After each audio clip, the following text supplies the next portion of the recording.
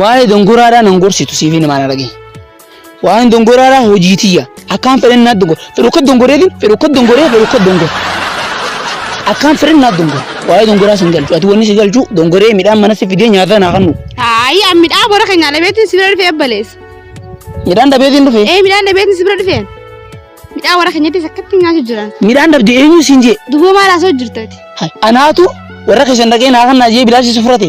Way bar warra keessan gabbara jaanii dibichan irraa fudhanii maallaqa meeqan irraa fudhanii siin bitee unu yaamtii bar. Gabbara jaanii waa meeqan irraa fudhanii akkasitti si fuudhee gidee mana si fide yooniin an xuraawe yoona an miicine yooniin an biiree yoona nyaatifne maaloon naa gootan maaliif hin si fuudhe? Dachiin laa waa'uma abbaan irra facaasee irraa murattee itti oromoo akkasii ayaasiif akkasii ati dongoruun beektu soogdatti siin godhu kanaa maal tolfiti? Soogdatti si wareetiin jira baleessi afaan keessatti soogdatti qabne na dhagee baleessi yoo sirriitti dongorteen nyaata bareedaa si godha yoo ati sirriitti dongortee hojii tantee bareechuu baatte ganaa'u nyaata bareedaa ganaa'u dongoraan ganaa'u nyaata bareedaa ganaa'u nyaattu moo akkana moo likki dongoruu yoo soogdatan dongoraan keessa zanyaan qabu dongoraan keessa zanyaan qabu yaa rab hadi dongoraan keessa zanyaan qabu zanyaan magaala jiraami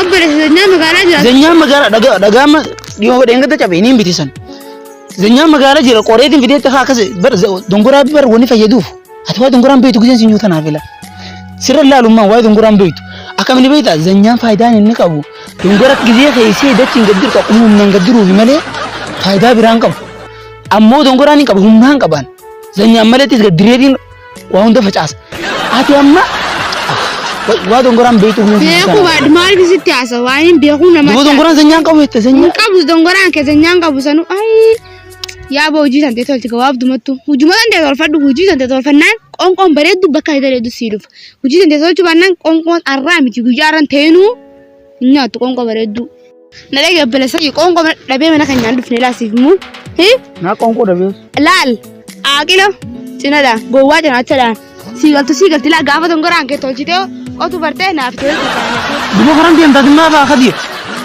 hadiyyaan baan wayyaa rabbii intal kadi hayya haa kootummaan dongorees garsiisa uff siin baa namichi yoo laalala wan jaamaa tanarra ayii akaafaas niin beeka dongoraa siin garsiisa kootu waliin dongorraa siin garsiisa hoo deem siin garsiisa wallee nama narra dongoruu beeku bira